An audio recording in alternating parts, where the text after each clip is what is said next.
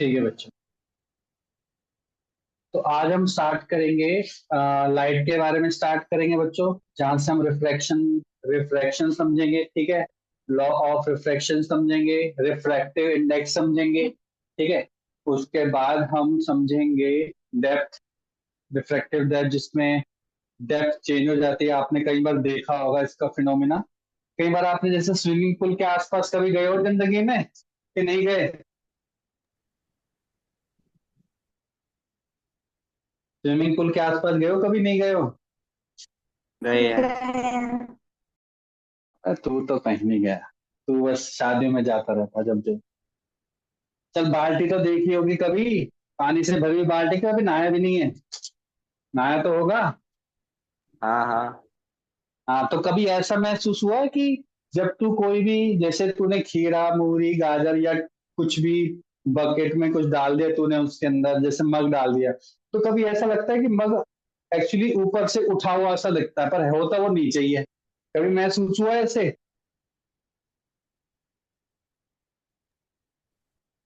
कभी हुआ नहीं हुआ? Yes sir. हुआ। जैसे तुम कभी आज यस सर। जाके टमाटर डालना है, कोई भी ऐसी आइटम डालना है जो इजिली सिंक हो जाए, आपको लगेगा ऐसे कि वो क्वांटिटी हल्की सी ऊपर है, लेकिन वो है वहीं पर ही, उसी डेप्थ पर ही है। लेकिन हमारे को थ्रू रिफ्रैक्शन वो चीज ऊपर उठी हुई दिखाई देती है।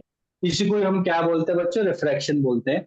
जो आगे जाके हम इसके ऊपर क्वेश्चन भी करेंगे, बहुत सारे इसके ऊपर क्वेश्चन भी आते हैं, जिसमें हम एपरेंट डेप्थ के नाम से इस टॉपिक को जानते हैं। ठीक है, तो एक तरीके रिफ्लेक्शन क्या है बच्चों? फिनोमिना है। रिफ्लेक्शन क्या है? एक तरीके का फिनोमिना है, जिसकी वजह से जिसकी वजह से लाइट क्या होती है बच्चों? बैंड होती है बस। चेंज, वो अपना पाथ चेंज कर लेती है। कब चेंज करती है पाथ? जब भी वो वन मीडियम से दूसरे मीडियम में जाती है। जब भी वो वन मीडियम से दूसरे मीडियम में चली जाती है, तो उसको हम क्या बोलते हैं बच्चों? Reflection phenomena. आपने रिफ्लेक्शन पढ़ा, इससे पहले हमने पढ़ा था रिफ्लेक्शन। तो मान के चलो कि एक मीडियम है, मान के चलो कि यह है मीडियम वन, सर। यह है मीडियम टू। हाँ जी, सर बोलो कल मैडम मेरा बोलो। मैथ्स का पेपर हुआ था और मंडे को मेरा साइंस का है। ठीक है, करते हैं, अभी डिस्कस करते हैं। ठीक है, मान के चलो ये थीटा है बच्चों। ठीक है, ये एंगल यहाँ पे कितना है? मान के चलो एंगल इंसिडेंस। ठीक है, तो इसको तो अभी एंगल ऑफ इंसिडेंस तो बात की बात। देखो, अगर कोई लाइट एक मीडियम से दूसरे मीडियम में जा रही है, ठीक है, बाउंड्री पे टकराती है, तो कुछ पोर्शन तो लाइट का क्या होता है आपको पता है? रिफ्लेक्टेड हो जाता है सेम ही एंगल से। सेम ही एंगल से क्या होता है बच्चों? रिफ्लेक्टेड हो जाता है यहाँ पे। लेकिन कुछ पोर्शन यहाँ पे क्या हो जाता है बच्चों? रिफ्रैक्टेड हो जाता है, दूसरे मीडियम में चली जाती है। सेम लाइट का हो सकता है। जैसे मान के चलो यहाँ पे 100% लाइट है, तो हो सकता है, डिपेंड कर रहा है कि मीडियम कैसा है, हो सकता है 95% रिफ्लेक्शन हो रहा हो और 5% ही रिफ्लेक्शन हो रहा हो, या फिर ये भी हो सकता है 95% रिफ्लेक्शन हो सकता है, 5% रिफ्लेक्टेड हो सकता है। मतलब ये वेरिएशन कर सकता है, जो 95/5 हो, 99/1 भी हो सकता है, 80/20 भी हो सकता है, कुछ भी रेशियो हो सकता है। ये किसके ऊपर डिपेंड करता है बच्चों? मीडियम के ऊपर डिपेंड करता है। दूसरा, जिस एंगल पे आप इंसिडेंट करवा रहे हो उसके ऊपर भी डिपेंड करता है। और यही टॉपिक को हम पढ़ते हैं, टोटल इंटरनल रिफ्लेक्शन, जिसमें मैं बताऊंगा आपको अच्छे से कि कोई भी लाइट है, सेम लाइट को मैं, जो रिफ्लेक्टेड होके जा रही है ना, उसी को मैं रिफ्लेक्टेड रिफ्लेक्शन भी करवा सकता हूँ। वो हम पढ़ेंगे टोटल इंटरनल रिफ्लेक्शन में। लेकिन सब भूल जाओ अभी आप, अभी बस हमें इतना समझना है, कोई भी लाइट वो रिफ्रैक्टेड भी हो सकती है और वो रिफ्लेक्टेड भी हो सकती है, या फिर दोनों उसके अंदर फिनोमिना हो सकता है, जब भी वो कोई भी बाउंड्री पे टकराएगी, दो मीडियम की बाउंड्री पे, जो बाउंड्री मैंने बनाई है इस बाउंड्री पे टकराएगी, तो उसमें दोनों फिनोमिना भी हो सकते हैं, कोई एक भी फिनोमिना हो सकता है। तो रिफ्लेक्शन के बारे में तो हम थोड़ी हमने अच्छे से पढ़ा है। तो बात आती है फिर रिफ्रैक्शन क्या होता है? What do mean by refraction? तो रिफ्रैक्शन भी क्या है बच्चों? एक फिनोमिना है, जिसमें क्या होता है बच्चों? बेंडिंग ऑफ लाइट हो जाती है। अब देखो, बेंडिंग ऑफ लाइट का मतलब क्या है? अपना पाथ चेंज कर लेते थे। देखो, लाइट को ऐसे जाना था सीधा सीधा, लेकिन अपना पाथ चेंज कर लिया। तो बेंडिंग ऑफ लाइट का मतलब nothing but changing of path. अगर पाथ चेंज कर लेती है light in another medium, in another medium, sir आप बोलोगे, सर आप ये बोलोगे कि सर एक लाइट ऐसे गई और एक लाइट इधर चली गई, सर यहाँ पे भी तो पाथ चेंज कर रहा है, बिल्कुल सही बात है, पाथ तो चेंज कर रहा है यहाँ पे। तो फिर दोनों में डिफरेंस क्या हुआ, दोनों बच्चों ये डिफरेंस हुआ, पाथ तो दोनों में चेंज हो रहा है, रिफ्लेक्शन में वो सेम मीडियम में ही आ गया। ये दोनों बच्चों देखो, मीडियम वन में था और मीडियम वन में आ गया। रिफ्लेक्शन में क्या होता है, रिफ्लेक्शन में क्या होता है बच्चों, पाथ चेंज होने पर वो सेकंड मीडियम में चला जाता है बच्चों, सेकंड मीडियम में चला जाता, फर्स्ट मीडियम में नहीं जाता। सर में आ गया बच्चों, यस और नो? क्या ये बात सबको क्लियर हो गई? Yes sir. Yes sir. है ना?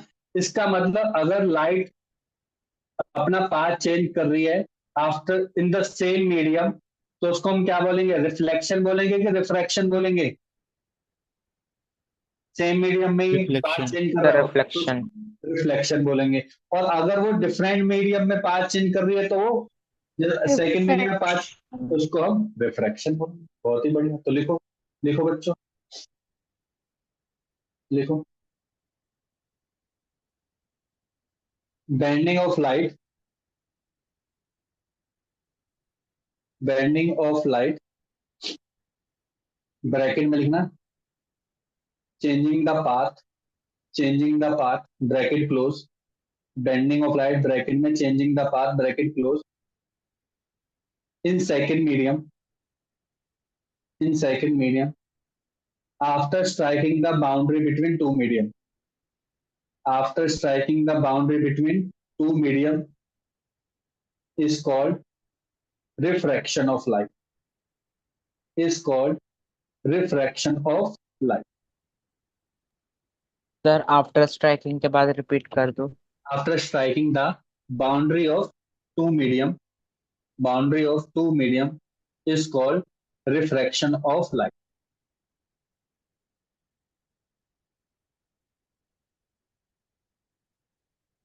तन में आगे बच्चों, यस और नो, यहां तक क्लियर है? Yes sir. ठीक है।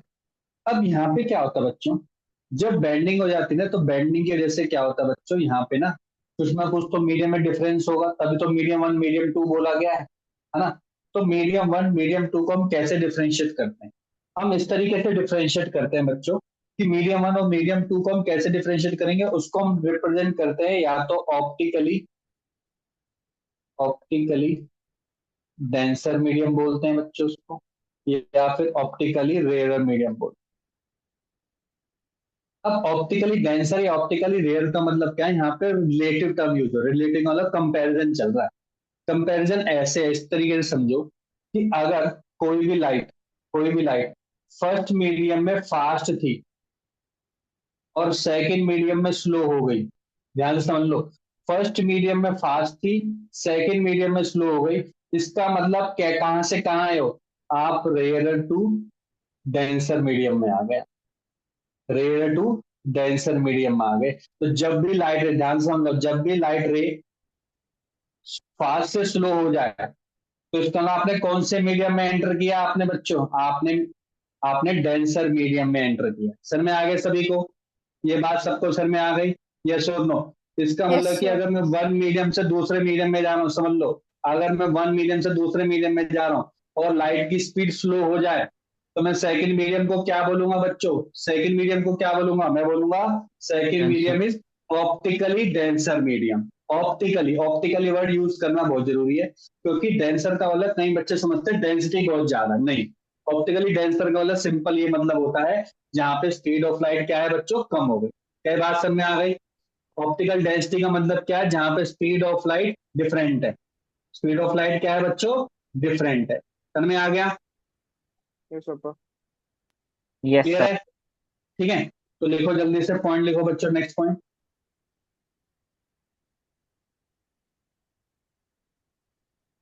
When light slows down, when light slows down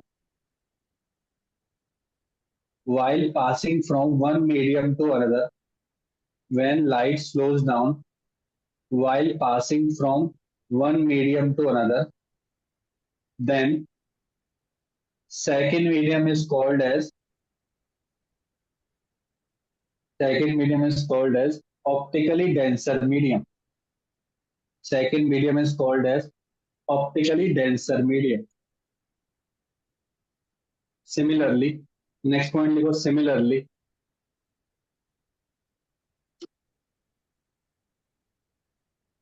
if light speeds up, if light speeds up, then second medium is called as optically rarer medium. Optically rarer medium. ठीक है बच्चों, लिख लिया सभी ने? दोबारा बोलना sir. Optically rare medium. When the speed of light increases, it is called optically rarer medium.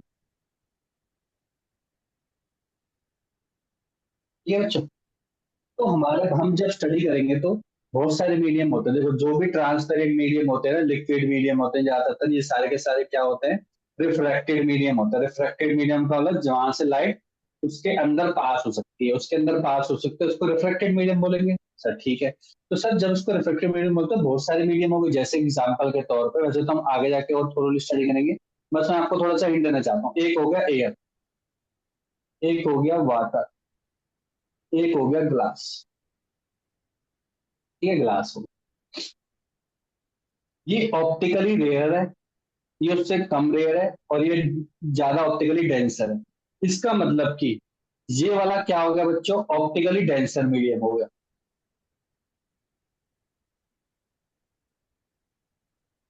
अभी लिखना नहीं, पहले सुन लो, ये भी ऑप्टिकली डेंसर हो गया। मैंने बोलता कंपैरिजन करना है, किससे कंपैरिजन कर रहे हो बच्चों? आप कर रहे हो एयर से। किससे कंपैरिजन कर रहे हो? एयर से। इसका मतलब वाटर एंड ग्लास, लिख लो, water and glass are optically denser medium, water and glass are optically denser medium than air, than air। या फिर मैं ऐसे लिख सकता हूं, लिखो, air is air is optically rarer medium, optically air medium as compared to water and glass। तो मैं आ गया यहां तक, यस और नो? इसका मतलब कि स्पीड ऑफ लाइट सबसे ज्यादा कहां पर होगी? स्पीड ऑफ लाइट सबसे ज्यादा कहां पर होगी? एयर। एयर में होगी। ठीक है, अब सर बात करते हैं वाटर और ग्लास की। अगर मैं वाटर और ग्लास की बात करूं ना, तो ग्लास आपका ऑप्टिकली डेंसर होता है देन वाटर। लिख लो नेक्स्ट लाइन से, glass is optically denser then water, glass is optically denser then water. इसका मतलब कि स्पीड ऑफ लाइट दोनों में सबसे ज्यादा किस में होगी? वाटर में होगी, ग्लास में होगी? वाटर। वाटर में होगी। इट मीन्स, लिख लो, it means speed of light will be higher in water, speed of light will be higher in water। यहाँ तक क्लियर हो गया बच्चों सभी को? क्या ये बात सबको क्लियर हो चुकी है? Yes sir. Yes sir. ठीक है,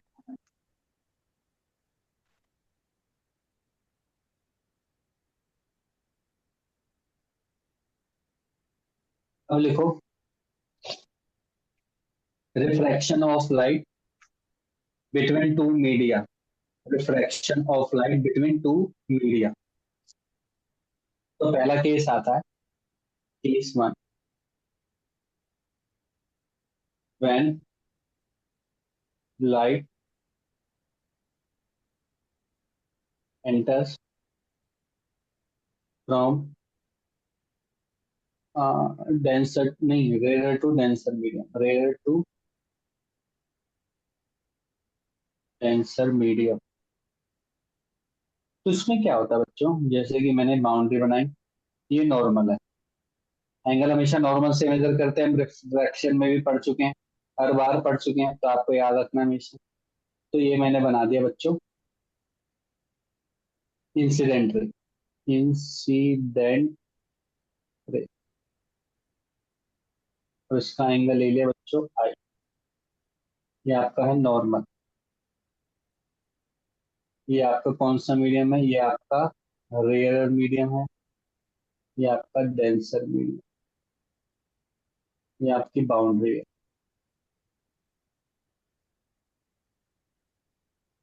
ठीक है बच्चों। अब होता क्या है, एक्चुअली तो उसको सीधा सीधा जाना था, सीधा सीधा जाना था, पर जाता तो है नहीं सीधा। तो जब भी लाइट, ध्यान से सुन लो, जब भी light is rare to denser हो जाती है तो किसके टुवर्ड्स हो जाती है, आप सभी को पता है, क्लास 10 में पढ़ चुके हो, किसके टुवर्ड्स हो जाती है बच्चों? Normal sir, normal. नॉर्मल के टुवर्ड्स हो जाती है, नॉर्मल।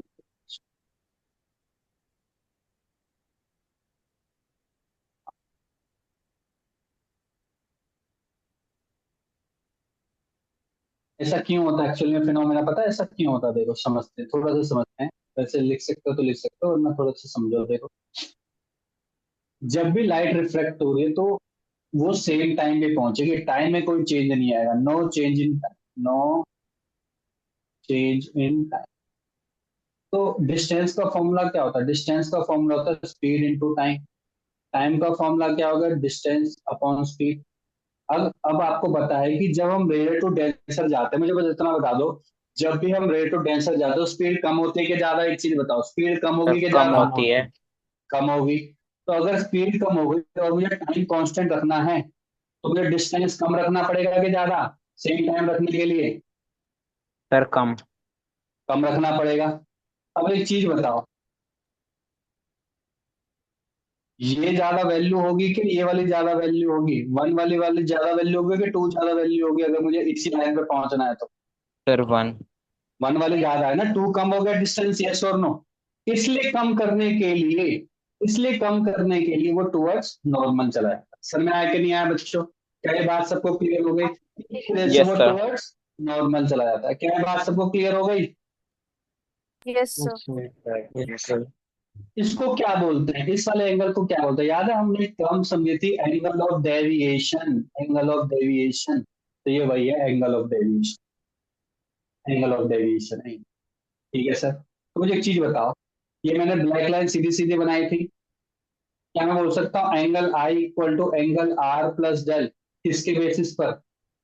Vertically opposite angle. बोल सकता हूँ नहीं बोल सकता हूँ?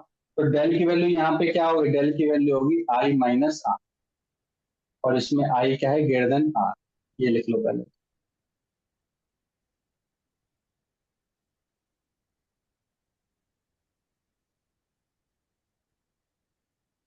लिख लिया सभी ने? Yes sir. Yes sir. एक लाइन लिख लो अब नीचे, when a ray of light, when a ray of light travels from, when a ray of light travels from a denser medium to rarer medium, when a ray of light travels from a denser medium to rarer medium, it bends, it bends, नहीं क्या लिख रहे थे हम, sorry उल्टा लिख दिया मैंने। when a ray of light travels from rarer medium to denser medium, when a ray of light travels from rarer medium to denser medium, it bends towards the normal, it bends towards the normal, towards the normal। लिख लिया बच्चों? Yes sir. Yes, sir. ठीक है, case to लिखो।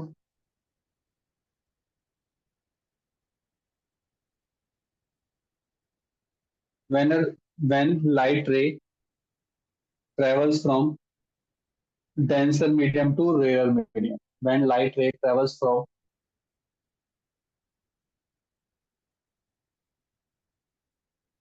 denser medium to rarer medium, ये आपका normal है। ठीक है, अब यहाँ से लाइट आई, ठीक है, एंगल आई आया, आपको उधर स्पीड बढ़ जाएगी तो उसको सीधा सीधा जाना, तब सीधी नहीं जाएगी, ये अवे फ्रॉम नॉर्मल हो जाएगा, क्योंकि स्पीड बढ़ गई है तो टाइम सेम रखने के लिए डिस्टेंस ज्यादा बढ़ाना पड़ेगा। तो ये हो जाता है बच्चों एंगल ऑफ रिफ्रैक्शन। तो ये जो डिफरेंस आ रहा है इसको हम क्या बोलते हैं बच्चों? Angle of deviation.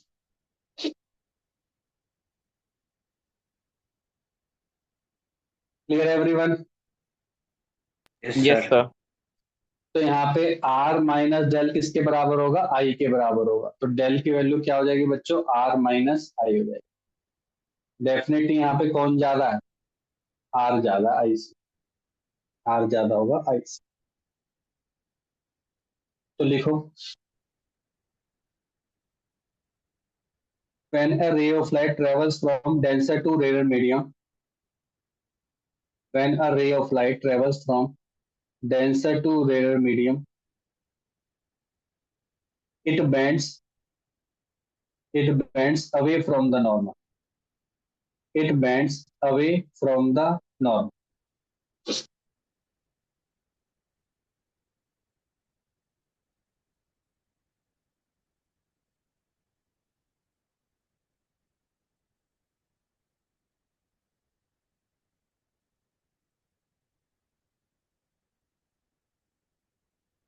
लिख लिया बच्चों? यहां तक लिख लिया? Yes, Yes. sir. Third case लिखो, when light ray incident normally, when light ray incident normally, तो इसमें कोई मीडियम का कोई नहीं है, इसमें कोई भी मीडियम हो सकता है, कोई भी मीडियम हो सकता है, इसमें कोई रेयर डेंसर का कोई है ही नहीं रोल। यहाँ पे आप मीडियम 1 मीडियम 2 भी लिख सकते हो, ये है मीडियम 1 मीडियम 2। बस क्या करवा रहे हैं, नॉर्मल इंसिडेंट करवा रहे हैं। तो नॉर्मल इंसिडेंस में एंगल कितना हो जाता है बच्चों? एंगल आई की वैल्यू कितनी हो जाती है? Sir, 0. 0 होती है, 90 होती है?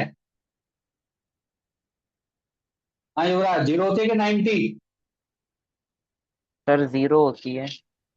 हाँ, क्योंकि एंगल किससे मेजर करते हैं हमेशा? नॉर्मल से मेजर Normal. करता है। नॉर्मल के ऊपर जा रही है तो एंगल क्या होगा बच्चे? वैल्यू को 0 होगा। तो सिमिलरली 0 से ही वो आगे फॉरवर्ड हो जाती है। याद है हमने यही सेम केस रिफ्लेक्शन में भी किया था? याद है किसी को? जितने एंगल पे इंसिडेंट करवाएगी उतने एंगल से वापस आ जाती है। इसमें भी आई इक्वल टू आर होता है, angle I equal to R होता है। No bending of light.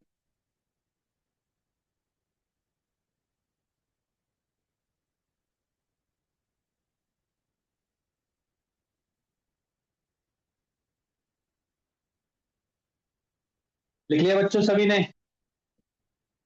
Yes, sir. Yes. तो मुझे अब रीजन बता दो, तो रिफ्रैक्शन हो क्यों रहा है? थोड़ा समझाओ। अब हमने पढ़ लिया, आधा पौना घंटा हो गया हमें तो पढ़ते हुए। बताओ रिफ्रैक्शन क्यों हो रहा है? जब भी वो एक मीडियम से दूसरे में जा रहे हैं तो उसकी डायरेक्शन या पाथ क्यों चेंज हो रहा है? सर क्योंकि जो ऑप्टिकल डेंसिटी होती है Yes. दोनों मीडियम्स की वो हाँ, डिफरेंट होती है।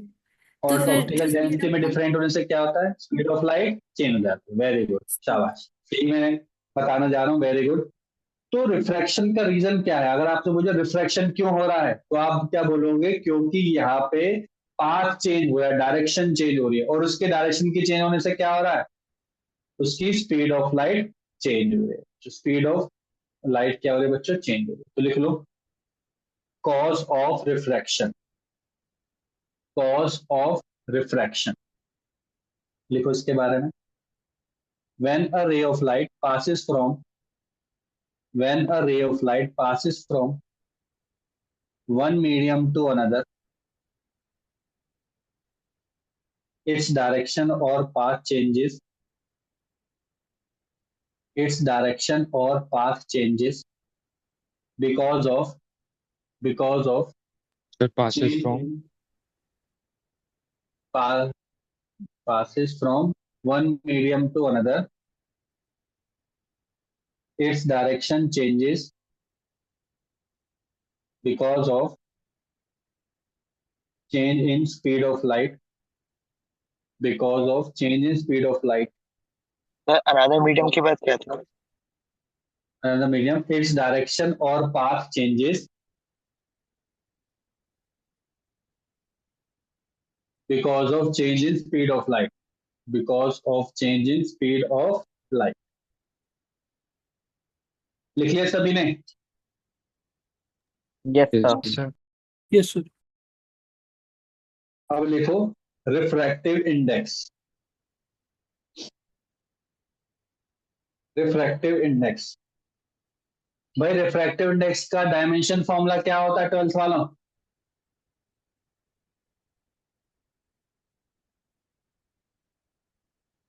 ये पढ़ के आते हैं। डायमेंशनलेस। हाँ, डायमेंशनलेस नहीं होता, भूल गए इतनी जल्दी, तुरंत आना चाहिए आंसर। डायमेंशनलेस होता है, वेरी गुड। तो सर ये रिफ्रैक्टिव इंडेक्स बताता क्या है? देखो, रिफ्रैक्टिव इंडेक्स बताता है कि कितनी बेंडिंग हो गई है। और अभी मैंने थोड़ी देर पहले बताया, बेंडिंग का होने का मतलब क्या है बच्चों? What do mean by bending of light? What do mean by bending of change in light? Medium. The नहीं, change थोड़ा in सा। speed of light.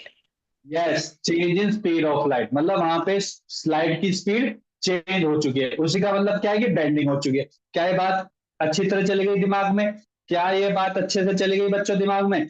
तो यही Yes, चीज sir. रिफ्रैक्टिव इंडेक्स बताता है। रिफ्लेक्टिव इंडेक्स, इंडेक्स एक इंडेक्स का मतलब होता है नंबर, मतलब कि एक तरीके का एक ऐसा नंबर बताएगा वो आपको जिससे आपको क्लियर आइडिया हो जाएगा कि यहाँ पे बेंडिंग ऑफ लाइट कम हो रही है कि ज्यादा, बस इतना बता देगा। नंबर को अगर आप कंपेरिजन करोगे, जैसे कि मैंने बोला 1, मैंने बोला 5, मैंने बोला 10, तो इस नंबर से आपको एक चीज ये पता चलेगी कि कहाँ पे ज्यादा बेंडिंग है, कहाँ पे कम बेंडिंग है। और इसका एक और एडवांटेज भी है, इस नंबर से हम ये भी पता लगा सकते हैं कि कितनी कितनी स्पीड ऑफ लाइट है उस मीडियम में, कितनी स्पीड ऑफ लाइट है उस मीडियम में। तो दो चीज बताता है, एक तो ये बता देगा कि कितनी ज्यादा बेंडिंग है, कितनी कम बेंडिंग है, दूसरा एक्चुअली स्पीड ऑफ लाइट भी बता देगा उस वाले मीडियम में। तो सर जब ये इतनी चीज बता देगा तो उसको कुछ फॉर्मूला भी तो होगा। बिल्कुल है फॉर्मूला। तो क्या है फॉर्मूला? बहुत ही इजी फॉर्मूला है।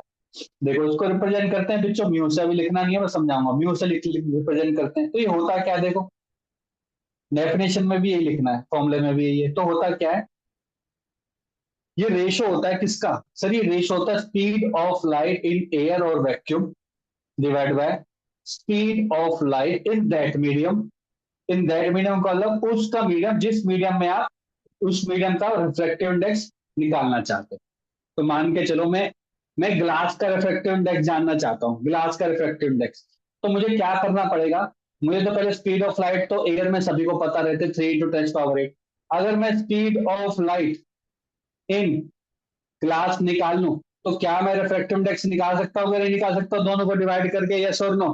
क्या मैं निकाल सकता हूँ कि नहीं निकाल सकता हूँ? Yes, sir. ठीक है बच्चों, समझ में यस आ गया सर। सबको, यस और नो? तो लिखो, refractive index of a medium, अच्छे से लिखना है। Refractive index of a medium is defined as, refractive index of a medium is defined as the ratio of speed of light in vacuum or air, the ratio of speed of light in vacuum or air divided by speed of light in that medium, speed of light in that medium, speed of light in that medium, that is mu is equal to c upon v, that is mu is equal to c upon v। ये c की value ज्यादा होती है कि v की value ज्यादा होती है बच्चों? Sir, C. सी की वैल्यू ज्यादा, इसका मतलब कि जो इसकी फ्रैक्शन वैल्यू होगी 1 या 1 से ज्यादा होगी कि 1 से कम भी हो सकती है? Sir, ज्यादा होगी, 1 या 1 से ज्यादा ज्यादा। होगी। इसका मतलब कि क्या म्यू की value greater than equal to 1 हो सकती है? यस और नो बच्चों, यस और नो? Yes, sir.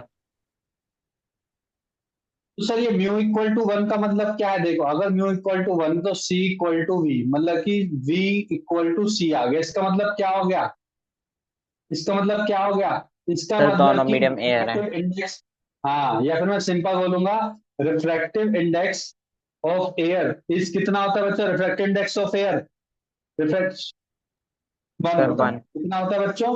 1 होता है। तो रिफ्रैक्टिव इंडेक्स ऑफ एयर कितना होता है बच्चों? 1 होता है। या फिर रिफ्रैक्टिव इंडेक्स ऑफ वैक्यूम कितना होता है? 1 होता है। बाकी सारे मीडियम का 1 से ज्यादा होता है,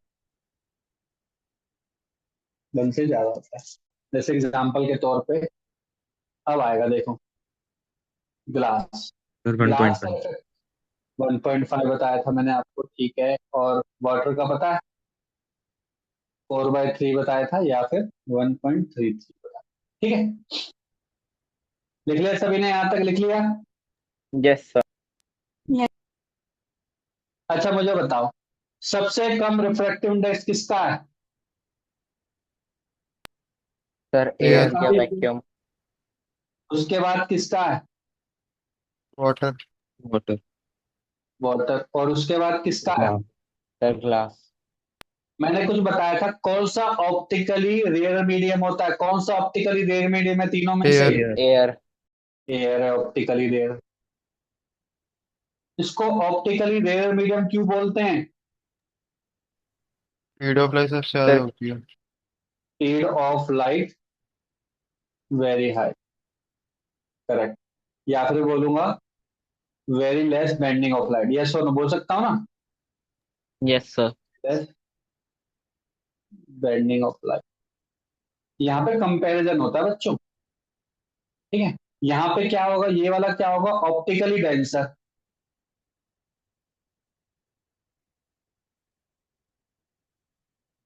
यहाँ पे speed of light as compare to air क्या होगी? कम होगी।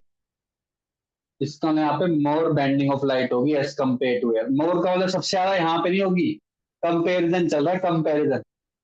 मोर बेंडिंग ऑफ लाइट, कंपेरिजन है यहाँ पे।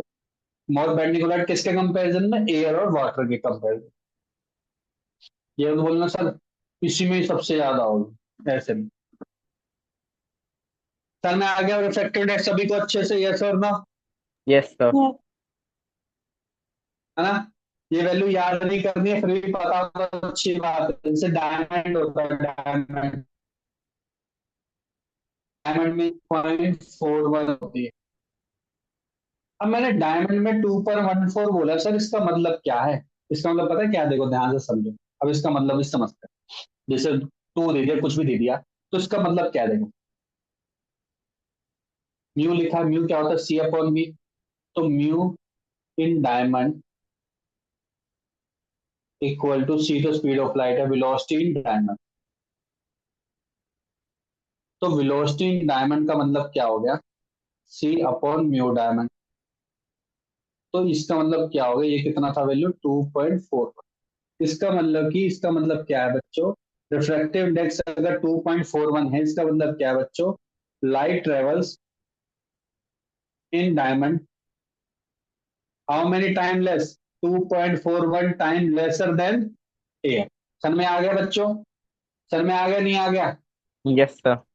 सभी पॉइंट, सभी को बच्चों क्लियर हो गया ये वाला पॉइंट कि 2.41 टाइम्स लेसर क्या करेगा बच्चों? लाइट ट्रेवल करेगी किसमें? Diamond. Clear everyone? Yes. Yes sir. ठीक है, बहुत ही बढ़िया। चलो अब ये भी हो गया, ये भी हो गया, ये भी हो गया, तो एक पॉइंट भी रह जाता है, वो भी कर ही लेते हैं। अभी करना है, चलो कर ही लेते हैं। चलो लिखो।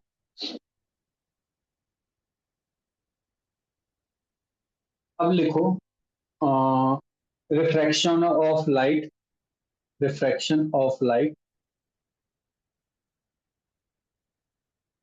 वाइल स्टडी, नहीं ऐसे इसको काटो, लिखो ऐसे। Effect of, effect on speed, effect on speed, wavelength and frequency due to refraction of light. Effect on speed, wavelength and frequency due to refraction of light. Sir अब तो ये दोबारा बहुत बोल। है। Effect on speed, effect on speed, wavelength and frequency due to refraction of light. अब मुझे एक चीज बताओ, क्या आपको ये पता नहीं चल गया है कि रिफ्रैक्शन ऑफ लाइट का मतलब यहाँ पे स्पीड चेंज हो रही है? तो अंडरस्टूड है पहले से, है ना? अंडरस्टूड है ना? इसका मतलब कि पहला पॉइंट में तो मुझे कोई दिक्कत नहीं होनी चाहिए कि when light move from, travels from denser to rare जा रही है, तो क्या होगी बच्चों? स्पीड ऑफ लाइट बढ़ती है कि घटती है? सर बढ़ती है। Speed of light increases.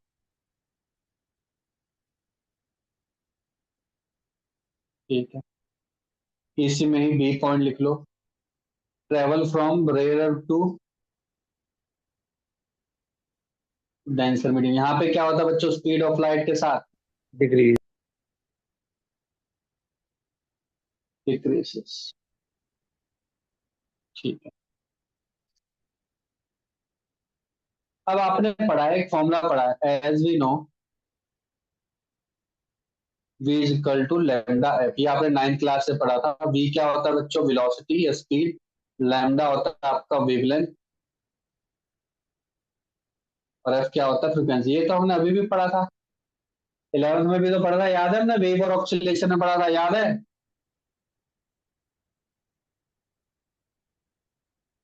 हाँ भाई, भूल गए? वंश, दिवस, याद है कुछ? अरे भूल गए, यस चलो सर। याद। देखो, फ्रीक्वेंसी कभी भी चेंज नहीं होती है। फ्रीक्वेंसी कब चेंज होती है? सोर्स का मतलब, जैसे मैं बोल रहा हूँ, तो अगर मैं बोल रहा हूँ, तुम अगर जैसे सामने ग्लास आ गया और तुम ग्लास के सामने बैठो, मतलब कि ये ग्लास है, मैं यहाँ बैठा हूँ और तुम यहाँ बैठे हो, तो ये ग्लास है, ठीक है? तो यहाँ पे अगर मैंने हिट किया तो मेरी जो फ्रीक्वेंसी वो चेंज नहीं होगी। जब भी वो एक मीडियम से दूसरे मीडियम में जाए तो चेंज नहीं होती फ्रीक्वेंसी, ठीक है? Frequency does not change while travel from one medium to other, चाहे वो कोई सा मीडियम, चाहे डेंसर टू रेयर हो, चाहे रेयर टू डेंसर हो। तो लिख लो, frequency does not change, frequency of light does not change, frequency of light does not change, frequency of light does not change while traveling from one medium to another, while traveling from one medium to another। लिख लिया?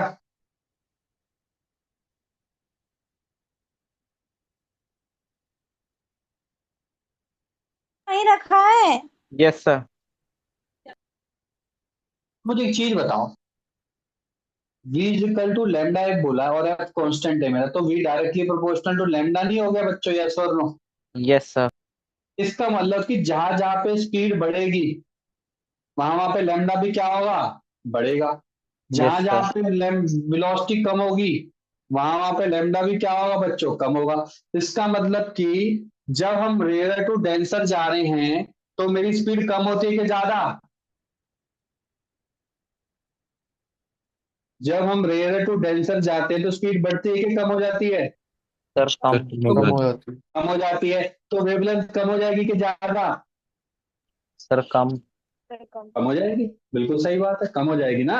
अरे confidence से बोलो, कम हो जाएगी, बोलो। Sir कम sir हो कम हो जाएगी। जाएगी। बिल्कुल, बात खत्म हो। तो लिखो, लिखो बच्चों, when light ray travel from denser to rarer medium, denser to rarer medium, wavelength decreases। ये लिख लेना, wavelength decreases, and light ray travel from denser to rarer medium, when light ray travels from denser to rarer medium, wavelength increases, wavelength increases। लिख ले यहां तक सभी ने? Yes और नो? Yes sir. ठीक है। तो दो रिलेशन मैंने निकाले। देखो मैंने क्या बोला कि mu equal to c upon v होता है। बिल्कुल सही बात है। तो मैं इसको ऐसे लिख सकता हूँ, सी तो मेरा कांस्टेंट हो गया, सी मेरा कांस्टेंट हो गया, तो म्यू इंटू वी मेरा क्या हो गया बच्चों? कांस्टेंट हो गया ना? यस और नो?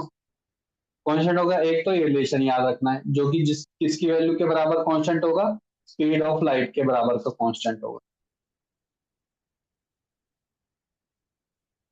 ये बात क्लियर हो गई? Yes sir. अच्छा, अब ध्यान से समझना है।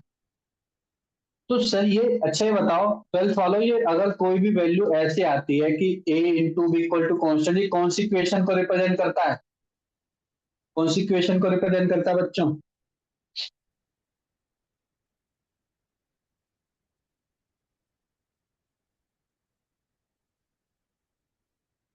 पता नहीं है क्या? ग्राफ पे कह रही हो? Straight line? हाँ, ग्राफ कैसा बनता है इसका? Straight line. उस ग्राफ, ग्राफ का नाम क्या होता है? हाइपरबोला नहीं होता क्या? यस और नो?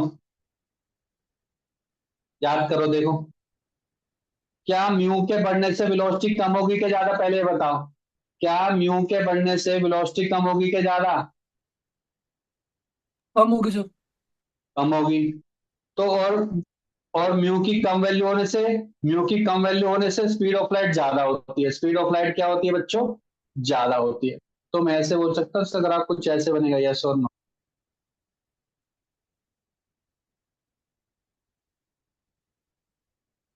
यस और नो बच्चों? Yes sir. क्लियर हो गया? ठीक है। अब ये देखते हैं कि क्या ये टच करेगा कि नहीं करेगा। ये बहुत इंपॉर्टेंट पॉइंट है। अब देखो ये ग्राफ ऐसे तो बनेगा, लेकिन एग्जैक्टली ग्राफ ऐसे नहीं बनेगा इसका। अब देखो मैं एग्जैक्ट बना के दिखाता हूँ आपको। ये जो वैल्यू होगी ना, ये वैल्यू होगी, तो अगर ये स्पीड ऑफ लाइट का ग्राफ है, अगर स्पीड ऑफ लाइट का ग्राफ है तो ये वैल्यू मैं 1 मानूंगा और इसके लिए 0 मानूंगा। और ये वाली वैल्यू हो जाएगी बच्चों स्पीड ऑफ लाइट की 3 × 10⁸, क्योंकि 1 पे म्यू की वैल्यू 1 पे, देखो 1 पे क्या वैल्यू दे रही है मेरे को? 3 × 10⁸ दे रही है। तो ओरिजिन मेरा ये है 0,0। उससे मैंने हल्का सा शिफ्ट करवाया इसको। ठीक है सर, मैं आ गया। तो इस पॉइंट को मैं कैसे लिखूंगा? 1,0 लिखूंगा।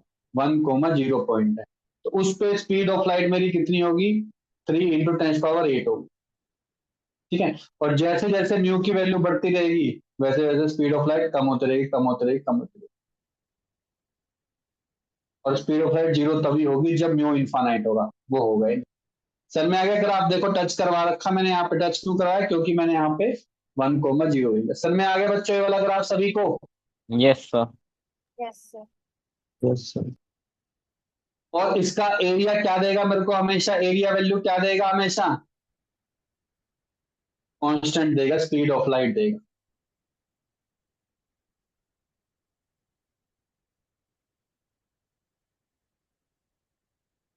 पढ़ा है ना आपने? Area under the speed. Time graph हमें क्या देता है? डिस्टेंस देता है। ऐसे यहाँ पे area under the mu and velocity में क्या देगा बच्चों? स्पीड ऑफ लाइट देगा। क्या ये बात सबको क्लियर हो गई? Yes sir. ठीक है। ठीक है, चलो बना लिए सभी ने, आगे बढ़े। Yes sir. अच्छा, अभी आपने सर एक फॉर्मूला बताया कि mu equal to c upon v होता है। तो mu directly proportional to 1/v होता है, सही बात है। और अभी आपने एक फॉर्मूला बताया था, वी डायरेक्टली प्रोपोर्शनल लैम्डा होता है। तो सर मैं ऐसे लिख सकता हूँ, म्यू डायरेक्टली प्रोपोर्शनल टू 1/में लैम्डा, इन दोनों के बेसिस पर। यस और नो? ना बच्चों, ये तो हम पढ़ रहे थे। जहां पे ज्यादा लैम्डा होगी वहां पे म्यू कम होगा, जहां पे लैम्डा कम होगी वहां पे म्यू ज्यादा होगा। क्लियर हो गया सभी को?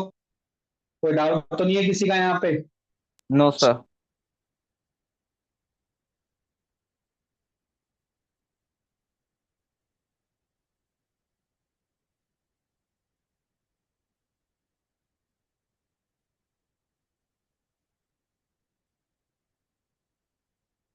अब लिखते हैं factor affecting the refractive index of medium. Factor affecting the refractive index of medium. तो ऐसे कौन कौन से फैक्टर हैं जिसकी वजह सर से ने रिफ्रैक्टिव इंडेक्स चेंज हो सकता है? Sir nature of medium. सबसे पहला आता है very important, nature of medium. जैसे आपने मीडियम ही चेंज कर दिया। जैसे आप पहले एयर में ट्रेवल कर रहे थे, अब नहीं, अब आप एयर में नहीं ग्लास में ट्रेवल कर रहे हो। तो डेफिनेटली बात है, वहां पे ऑप्टिकली डेंसर चेंज हो गया। और इसका मतलब कि वहां पे रिफ्रैक्टिव इंडेक्स भी क्या हो जाएगा बच्चों? आपने पढ़ा है ना भी, ग्लास का रिफ्रैक्टिव इंडेक्स कितना होता है, वाटर का रिफ्रैक्टिव इंडेक्स कितना होता है, सबका अलग अलग होता है। तो ये तो बात हो गई। तो रिफ्रैक्टिव इंडेक्स चेंज होता रहता है by changing the nature of the medium. क्या ये बात सबको क्लियर हो गया? क्या ये बात सबको क्लियर होगी बच्चों? यस और no? Yes sir. Yes sir. ठीक है। अब क्या होता है देखो, टेम्परेचर की भी चेंज देखो। टेम्परेचर के चेंज होने से क्या होता है? पार्टिकल को ज्यादा एनर्जी मिलती है। ज्यादा एनर्जी मिलने से लाइट भी क्या करते हैं? स्पीड ट्रेवल करते हैं। क्योंकि आपको पता है लाइट एक पार्टिकल नेचर का होता है, मैंने स्टार्टिंग क्लास में बताया था, और वेव नेचर का भी होता है। तो टेम्परेचर बढ़ने से पार्टिकल की स्पीड हो जाती है, बढ़ जाती है। स्पीड बढ़ जाएगी तो रिफ्रैक्टिव इंडेक्स कम हो जाएगा, क्या बढ़ जाएगा? मुझे ये बताओ। सर कम हो जाएगा। कम हो जाएगा, सिंपल सी बात है। क्या हो जाएगा बच्चों? रिफ्रैक्टिव इंडेक्स कम हो जाएगा। किस मीडियम में? जिस मीडियम में टेम्परेचर ज्यादा होगा उस मीडियम में क्या होगा बच्चों, रिफ्रैक्टिव इंडेक्स कम हो जाएगा। क्या ये बात क्लियर होगी सभी को? Yes, क्या sir. ये बात सबको क्लियर होगी? तो 2 Yes, पॉइंट पहले, sir. तीसरा पॉइंट इंपॉर्टेंट है वो बाद में लिखाऊंगा। लिखो first point, nature of medium. Nature of medium, nature of medium, इसमें लिखो when the when the medium changes, when the medium changes, that is changing the optical density, that is changing the optical density, bracket close। अगर optical density change हो रही है, bracket close comma, then the refractive index of medium will change, then the refractive index of medium will change।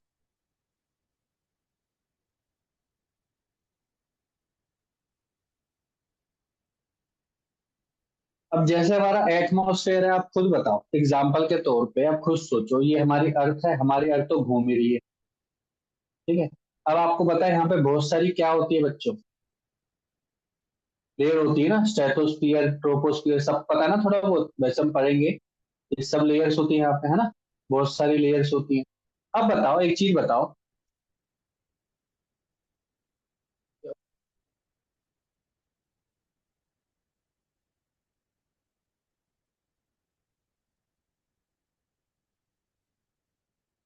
आवाज आ रही है बच्चों? Yes, sir. Yes, sir. तो मैं क्या कह रहा था, अब ये सारा का सारा स्पेस ही तो है, स्पेस में हवा के चलने से, ठीक है, और कोई टेम्परेचर के बढ़ने से, जैसे गर्मी का टाइम है तो यहाँ पे हीटनेस ज्यादा हो जाएगी। हीटनेस के ज्यादा होने से क्या होता है, आपको पता है गर्मी में क्या होता है, लाइट डायरेक्ट आती है। क्यों? क्योंकि यहाँ पे बेंडिंग ऑफ लाइट कम हो रही है, यस और नो, यही तो मतलब हो गया ना। बेंडिंग ऑफ लाइट कम हो रही है तो डायरेक्ट सनलाइट आती है, इसलिए ज्यादा हीट प्रोड्यूस करती है, इसलिए क्या करती है ज्यादा। दूसरा ये भी रीजन होता है, सन हमारे डायरेक्टली नॉर्मल इंसिडेंट करने लग जाता है, इस वजह से ज्यादा हमें हीट महसूस होती है। सर्दी विंटर के टाइम पे क्या होता है बच्चों, यहाँ पे थोड़ा एंगल वाइज करता है, इस वजह से चाहे आप यहाँ पर होंगे ना तो यहाँ पे बेंडिंग ऑफ लाइट कम होती रहती है। बेंडिंग ऑफ लाइट कम होने से क्या होगा, बार बार यहाँ पे रिफ्लेक्शन होगा। रिफ्लेक्शन होने से देखो क्या चीज होती है, यहाँ पे 100% आई लाइट, यहाँ पे 95% चली गई, 5% कम हो गई। फिर यहाँ पे चेंज होने से, यहाँ पे जो उनसे मान के चलो 90 होगी, 5% और हो गई, और चेंज होने से यहाँ पे 85 होगी, 5%। ये जरूरी है 5 10 15 भी हो सकता है, लेकिन 100% जहां पे आ रही थी अब आपके पास 85%।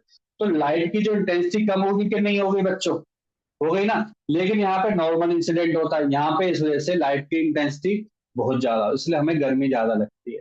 विंटर समर के टाइम पे लाइट ज्यादा नॉर्मल इंसिडेंट करता है, तो आप देखोगे सन हमारे सीधा ऊपर रहता है, लेकिन विंटर के टाइम पे सन हमारा थोड़ा सा टिल्ट रहता है, ठीक है, सन हमारा बच्चा थोड़ा सा टिल्ट रहता है। इस वजह से जितनी ज्यादा टेम्परेचर होगा उतना ज्यादा स्पीड ऑफ लाइट होगी और उतना कम रिफ्रैक्टिव इंडेक्स होगा medium.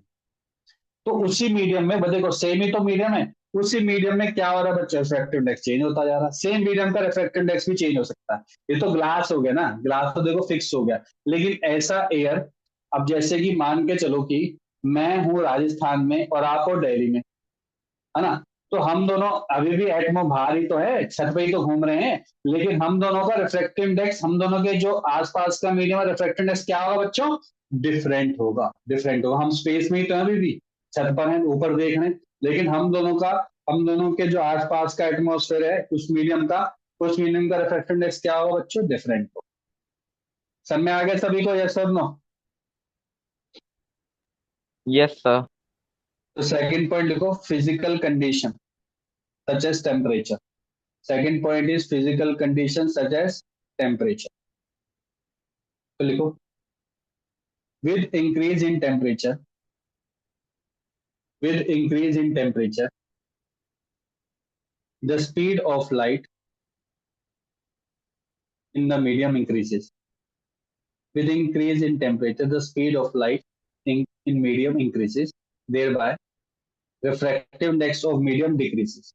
Thereby, refractive index of medium decreases.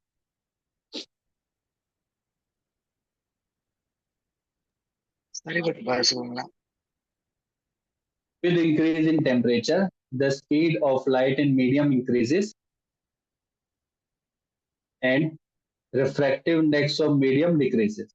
And refractive index of medium decreases.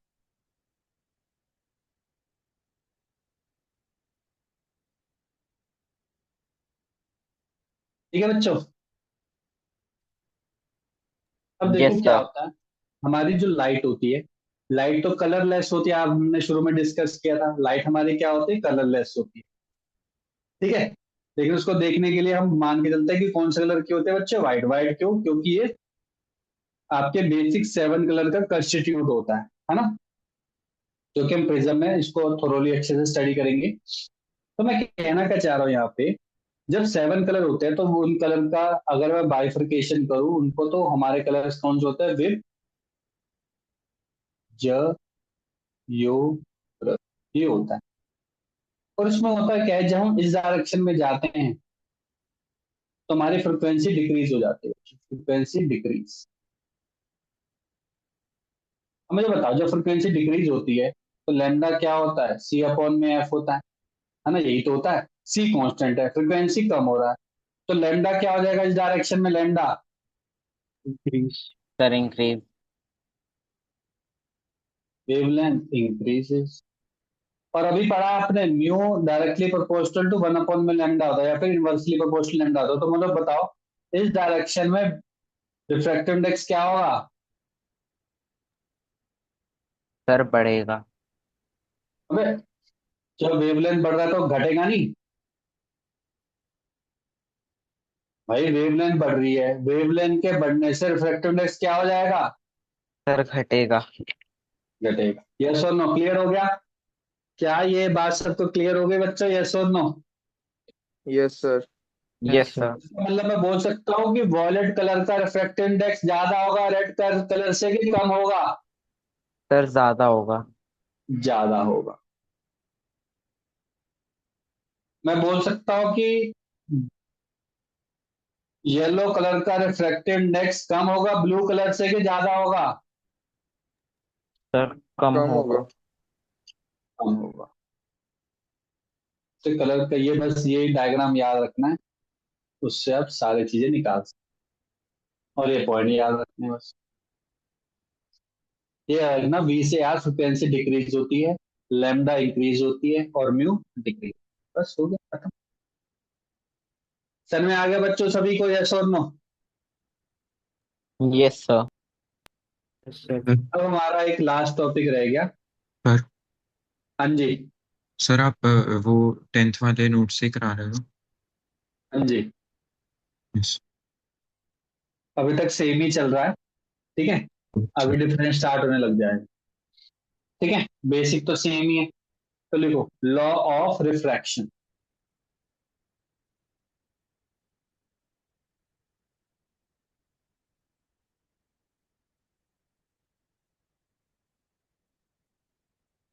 आप सभी ने पढ़ा है, 2 लॉ होते हैं। पहला लॉ हमने पढ़ा था रिफ्लेक्शन में, क्या पढ़ा था? Incident ray, reflected ray and normal सभी एक ही प्लेन में लाई करते हैं। दूसरा क्या था? Angle of incidence equal to angle of reflection होता है। सेम इसी तरीके का ही होता है यहाँ पे बच्चों। पहला लॉ तो वही है। दूसरा लॉ क्या होता है? साइन के बारे में तो पढ़ा है। साइन क्या होता है? ट्रिग्नोमेट्रिक फंक्शन होता है। Sine i upon sine r equal to क्या होता है बच्चों? कांस्टेंट होता है। क्या होता है? कांस्टेंट होता है। या फिर मैं बोलूंगा ये होता है म्यू टू वन। अब मैं बताऊंगा ये म्यू टू वन होता क्या है। म्यू टू वन क्यों बोला सर आपने, ऐसा क्यों होता? अभी मैं सबको समझाऊंगा। पहले लिखो फर्स्ट लॉ। फर्स्ट लॉ लिखो बच्चों, इसको हम स्नेल्स लॉ भी बोलते हैं, ठीक है। स्नेल्स लॉ लिखो। The incident ray, the incident ray comma refracted ray, the incident ray, comma, refracted ray, and the normal. The incident ray, the refracted ray, and the normal at the point of incidence, at the point of incidence, all lie in the same plane. All lie in the same plane. The incidence ray, the refracted ray, and the normal at the point of incidence all lie in the same plane. सभी ने लिखे यहां तक? Yes, sir. Yes. Second point लिखो, the ratio of sine of angle of incidence, the ratio of sine of angle of incidence to the sine of angle of refraction, the sine of angle of refraction is constant, is constant. ठीक है, और ये लिख लो sir पहले। हाँ जी, sir जो ये दोनों लॉज है सर, इन दोनों को स्नेल्स लॉ कहते हैं या सिर्फ सेकंड वाले को बोलते हैं? स्नेल्स लॉ बोलते हैं बच्चों दोनों को ही, दोनों लॉ स्नेल्स नहीं दिए थे, पर हम मैथमेटिकली इसको बोलते स्नेल्स लॉ का, और वो दिए तो स्नेल्स नहीं थे दोनों। ओके ठीक सर। है, दोनों स्नेल्स लॉ ने, इक्वेशन को हम स्नेल्स लॉ से जानते हैं, क्योंकि पहले वाला लॉ तो देखो बेसिक लॉ है, मेन तो दूसरा लॉ इंपॉर्टेंट है क्योंकि उसने मैथमेटिकली बताया, मैथमेटिकली उसने ड्राइव करके बताया। ठीक है, तो sine i upon sine r equal to constant होता है म्यू टू। अब इसको थोड़ा सा समझते हैं। ठीक है, पहले तो लिख लो ये होता क्या है, फिर मैं आपको समझाऊंगा ये होता क्या है। म्यू टू वन, ऐसे वन लिखने पे क्या होता है देखो, it is called refractive index of second medium. देखो उसको, म्यू टू वन क्या होता है, refractive index of second medium with respect to first medium, with respect to first medium.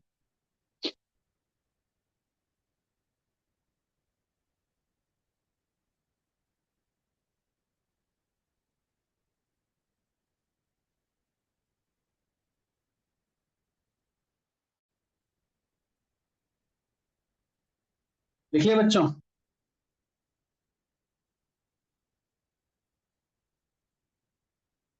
Yes sir. ठीक है, तो अब देखो, अभी हमने थोड़ी देर पहले पढ़ा था कि मान के चलो ये मीडियम है, मीडियम वन है, और ये क्या है बच्चों, मीडियम टू है। तो मैं इसका मान के चलो रिफ्रैक्टिव इंडेक्स म्यू वन है, और इसका रिफ्रैक्टिव इंडेक्स म्यू टू। अब आपको बताना है, अगर पहला केस है जब mu one greater than mu two है, अब इसका मतलब क्या है, mu one greater than mu two one का मतलब क्या है बच्चों, इसका मतलब क्या है, मैं कौन से मीडियम से कौन से मीडियम में आ रहा हूं, mu one greater than mu two है। सर रेयर देखो, स्टूडेंट सर। हाँ भाई बच्चों बताओ, और बताओ कौन से मीडियम से कौन से मीडियम में आ रहा हूं मैं। लवन्या नहीं आया क्या समझ में? Then sir, आ yeah. गया सर।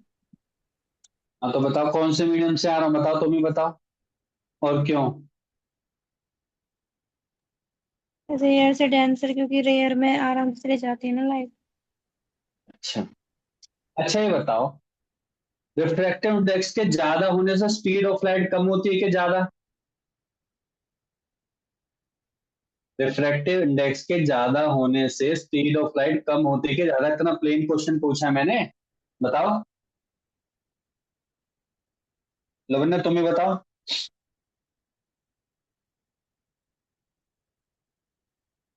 बोलो, है ना, शोर ज्यादा हो रहा है। बताओ बच्चे, स्पीड ऑफ लाइट कम होती है कि ज्यादा, रिफ्रैक्टिव इंडेक्स के ज्यादा होने से? कम। कम होती है। अब जब वो कम होती है स्पीड ऑफ लाइट, तो वो ऑप्टिकली डेंसर होगा कि ऑप्टिकली रेयर मीडियम होगा?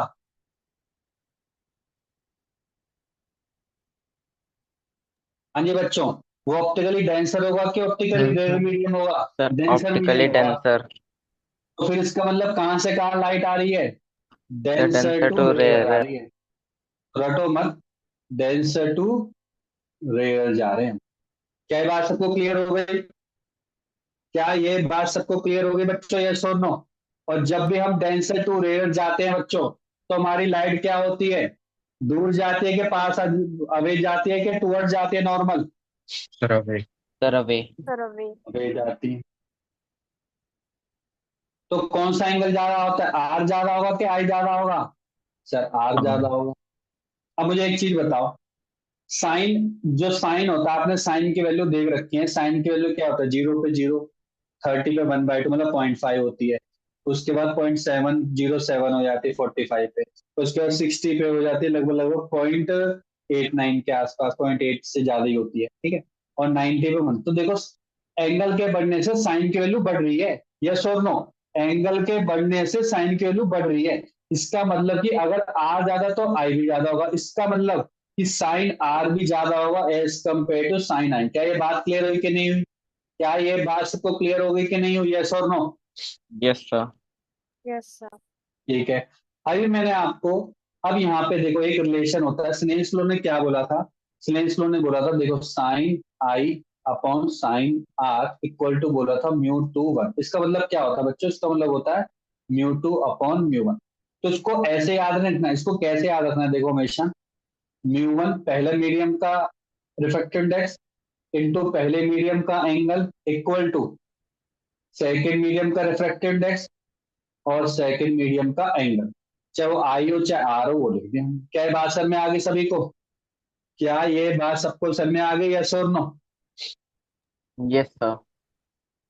ठीक है। अब मुझे एक चीज बताओ, मैंने लिखा sine i upon sine r equal to μ2 upon μ1, ठीक है। अब साइन आर बढ़ा के साइन आई बढ़ा था, अभी देखो आपने क्या लिखा था, sine i less than sine r है ना? लेस देन है कि नहीं? यही तो है। और ये किसके बराबर है? ये μ2 अपॉन μ1 के बराबर है, वो भी लेस देन। तो क्या यहाँ से डायरेक्टली μ1 ग्रेटर देन μ2 नहीं आ गया? जो मैंने माना था वही प्रूफ भी हो गया मेरा। जो मैंने माना था वो स्नेल्स लॉ से प्रूफ भी हो गया मेरा। समझ में आ गया बच्चों, नहीं आ गया, यस और नो? देखो मैथमेटिकली कैसे प्रूफ किया मैंने बोला कि अगर मैं नहीं जानता, मैं जानता नहीं हूँ कि μ1 ग्रेटर देन μ2 है, चलो मैं नहीं जानता हूँ, मैं नहीं जानता कि μ1 ग्रेटर देन μ2, मैं बस ये जानता हूँ कि मैं डेंसर टू रेयर जा रहा हूँ। पर ये तो पता ना, जब भी हम डेंसर टू रेयर जाते हैं तो कौन सा एंगल ज्यादा बड़ा होता है? सर आर ज्यादा बड़ा होता है। आर ज्यादा बड़े होने से साइन की वैल्यू भी ज्यादा बड़ी होगी। यूजिंग स्नेल्स लॉ मैंने प्रूफ कर दिया कि μ1 ग्रेटर देन μ2 होगा। क्या ये बात क्लियर हो गई? अब बताओ, क्या ये बात क्लियर होगी सभी को, यस और नो? Yes sir. ठीक है। In the same way, in the same way, बिल्कुल सेम तरीके से अगर मैं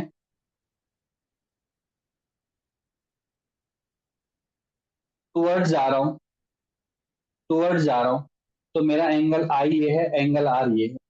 इसका मतलब कि एंगल आई क्या है बच्चों? एंगल आर से ज्यादा है।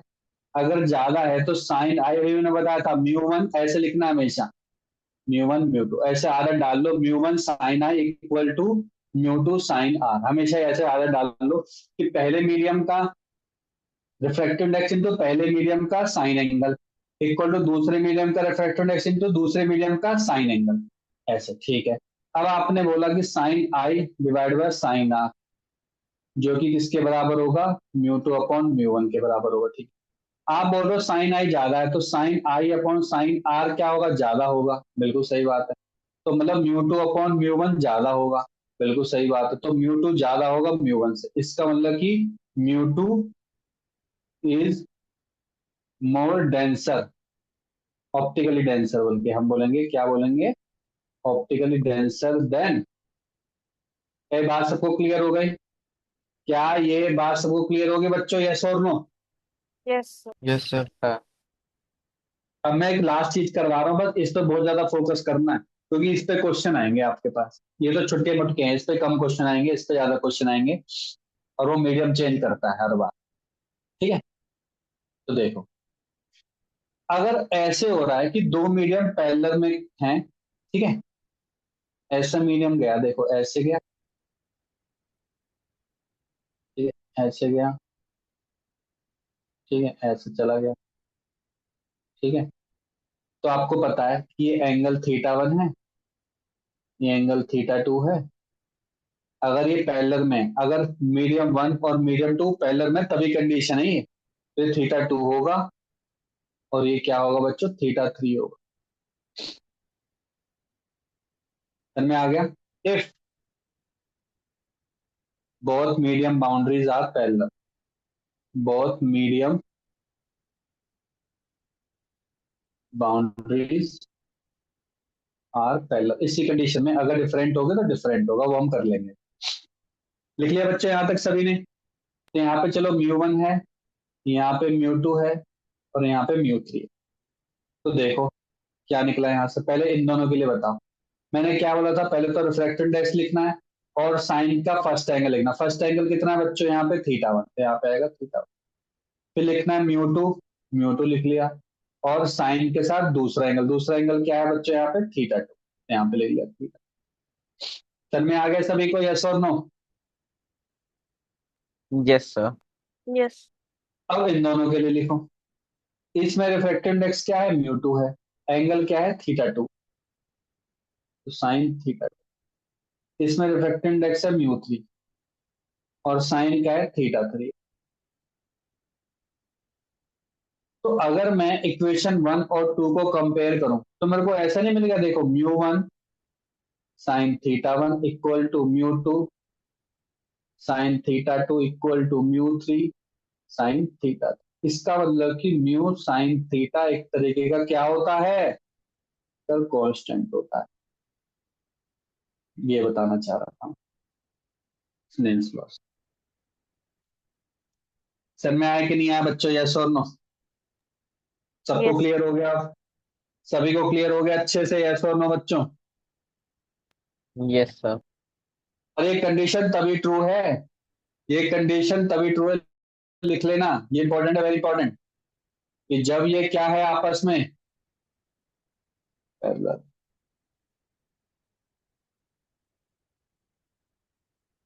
क्लियर हो गया सभी को यहां तक?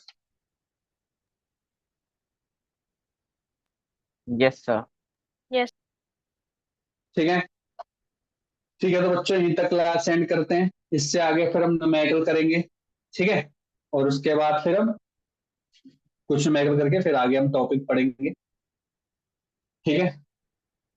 तो सबसे पहले तो